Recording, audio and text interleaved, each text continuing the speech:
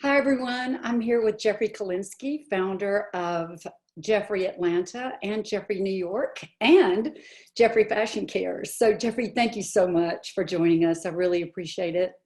You are more than welcome, Randy Lane. Tell us about the Jeffrey brand, just how things rolled out. In 1990, I moved to Atlanta to open my very first store. It was called Bob Ellis. It was a branch of my father's shoe store in Charleston. I had been living and working in New York and really wanted to have my own store. So on my 28th birthday on August 2nd, 1990, kind of Jeffrey Atlanta was born that day. Tell us a little bit about your thinking on it and what you wanted to create. At the time, my family's background and my background were in shoes. I had been a ladies' shoe buyer at Barney's in New York amongst the few jobs I had after college. And Atlanta did not have a great place to buy ladies' shoes. Neiman's and Saks in Atlanta had large shoe departments, but not really much of an offering when it came to the world's greatest shoe brands. Mm. And my father had quite a following amongst Atlanta women. And, when I had decided I wanted to open my own store, I could not have afforded to do it in New York. And I couldn't have afforded at age 27 to do it on my own. So I struck a deal with my father that I would move to Atlanta if he would help me. And he did, and I did, and the rest is history. If you had to describe the Jeffrey brand, what would you say? I would say happy. I would hopefully say fun. I would say democratic. Not in a political sense, but democratic in like just being very open and open to everyone. How did you transition from shoes to clothing? When did that occur? I guess around 4 years in or 5 years in, I wanted to do more. So there was that. And one of the brands that we brought to Atlanta that no one had ever carried was Prada.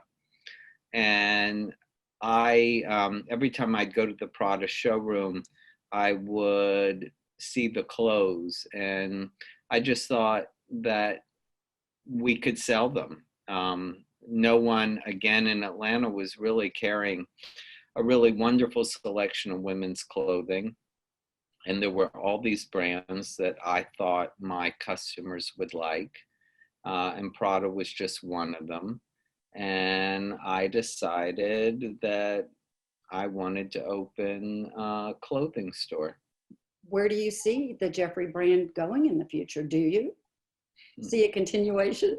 I don't know where I see the Jeffrey brand going or growing. I do not see having another retail store called Jeffrey, where we sell other people's brands. Maybe, I could see a store called Jeffrey selling all clothing that was designed and created by myself and carried a Jeffrey label. Ooh. But I don't know how much of a possibility that really is, but one never knows. What do you think about fashion going forward? Do you feel like people are going to be more designer to consumer, or brick and mortar will come back some, or do you think they're both going to hold on? How do you feel about the future of fashion? I don't really know. I don't know what the future of retail fashion is. I think that I don't know. I Uh, know. I would imagine what I'd love to see is that we would continue to buy things online and that we would continue to enjoy going into a brick and mortar store and that there'll be a combination of both Hmm. and that uh, things won't be all that different than they've been in the last few years. Hmm. The whole fashion show scene is so exciting for people, and that experience is just not happening. No, and I really hope I hope all of the in-person kind of events will be able to return soon enough. Hmm. Fashion shows, Broadway shows, movies, all of it. Tell me about what you feel made you successful. What is it about you? I can tell you that I, I had a real passion for what I did. Um, I was very passionate about my customers, and I was super passionate about the clothing that we carried. And I loved sort of matchmaking the clothes with the woman. That gave me great joy. Um, I didn't, not with customers, but with people I did business with. I didn't like taking no for an answer. I was very determined, and I don't think of myself as a very courageous person, but I I did exhibit courage in business dealings. What was the best fashion advice that you were ever given? I was in high school, I believe, um, and my parents took my brother and I down to Palm Beach, or maybe we were in Miami, but we ended up in Palm Beach for a day of shopping. And I was obsessed with Ralph Lauren. And we went to the Ralph Lauren store, and I wanted to buy something very badly.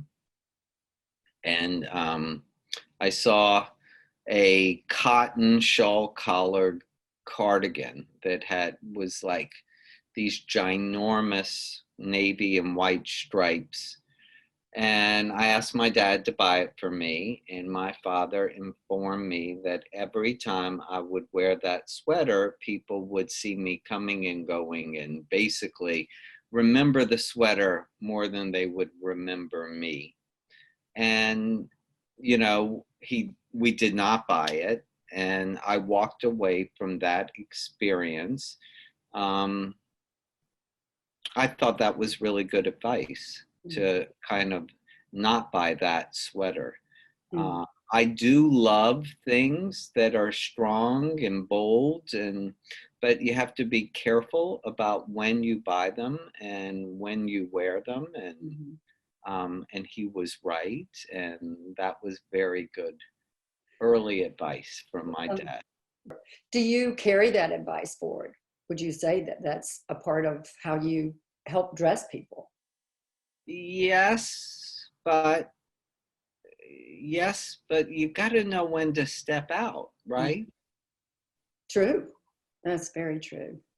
I will say, I think that something I heard, and maybe I just would have heard it, but I heard it a million times from various customers that the things that they bought from the store, they got tremendous amounts of use, and that the things that they purchased lasted years and years and years, Mhm.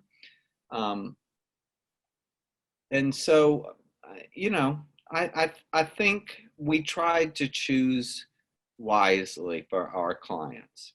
We tried to buy things that would stand the test of time. Do you think that the South plays a role at all in um, creating style trends? I think that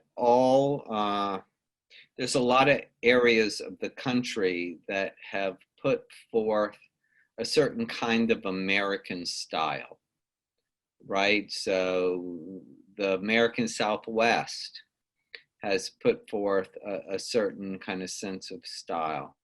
And I think that the South has. I think that, um, you know, this country and the world has a love of kind of preppy fashion, color, bold prints. I think a lot of that originated in the South. What about what's happening now? How do you feel that will reflect on fashion in the future as far as COVID, all of the social changes that are being made? Do you feel like they'll have an impact? I'm sure every single period of time plays an influence on fashion, and this period of time will and has. Um, so, but what that'll be, I don't know. I mean, something that noticed just pre-pandemic in like the last 5 years or so was this whole idea of our society became more peacocky. I don't know if that makes much sense to you, but I used to joke with people that people were starting to dress like, do you see the movie The Hunger Games or read Oh, the book? yes. Mm-hmm. And the people in the Capitol had like Right. Very elaborate. hair Yeah. and crazy makeup and crazy outfits. It seemed like everybody was like, citizens of the Capitol in Hunger Games. So it was almost like the people had lost a sense of kind of chic and a certain kind of style, and they were just jumping on every trend they could. I do want to talk with you about Fashion Cares because that was quite an accomplishment. Can you just tell us the story? Fashion Cares started as an in-person event at Bob Ellis Shoes at Phipps Plaza, free to our customers, to celebrate the first and second anniversary of the store in Atlanta. It was very popular, and I decided that we could charge money and we could get people to pay for a ticket, and that we could donate the money to AIDS charities. So I guess a light bulb went off in my head, and I thought this could be an AIDS benefit. And something that I could do as a gay man to give back to the community that was supporting us. And yeah, and that's how it was born. And 2 years after it was born, it became an AIDS breast cancer charity, which was even better because I had so many wonderful women supporting me, and breast cancer was affecting and does affect so many people that was just another way of supporting the community. My name is Lila Hertz, and I was one of the co-chairs of Jeffrey Fashion Cares for nearly 20 years out of the almost 30 years of its existence. Fashion and giving back to the community are two of my passions. We raised nearly $14 million, I would say, over my time with the fashion show that we were able to give right back to the community. We kept 90% of the dollars that were raised went straight to the two beneficiaries. Susan G. Komen, Greater Atlanta, and the Atlanta AIDS Fund. So over the years, I grew to love certain aspects of the show. One of my favorite things to do was to sit in the store with Jeffrey when he chose the models' outfits that were curated by Randy Lane. I would sit and watch Jeffrey put together an outfit on every single model that walked in. I would sit there for hours and never grow tired of watching his genius in choosing what to put on each person. And he always nailed it. He always came up with just the right outfit for just the right woman. Then we would take that to the actual show. So I would go behind the scenes and watch Jeffrey watch the models as they did their final run through in bare feet, whatever they came dressed in, no makeup, no hairdos, nothing yet, but I would watch him watch the models to the music. That was always so much fun. It was the quiet before the storm. And then my most favorite thing was actually watching the fashion show, sitting near Jeffrey, most of the time next to Jeffrey, watching him watch the show. I found great joy in that. And at the very end of every single fashion show, Jeffrey would hand his mom a bouquet of flowers during the final walkthrough, which was always spectacular. So thank you, Jeffrey, for all of the years of teaching me about fashion. I absolutely loved every minute of work that we did together. I guess 27 years that there were fashion cares, we raised over $20 million for the charities in both New York and Atlanta. And yeah, it was wonderful. I loved it.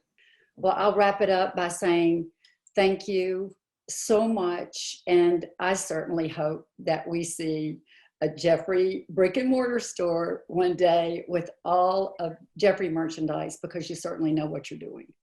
Oh, thank you, Brandy Lane. Love you. I love you. I do.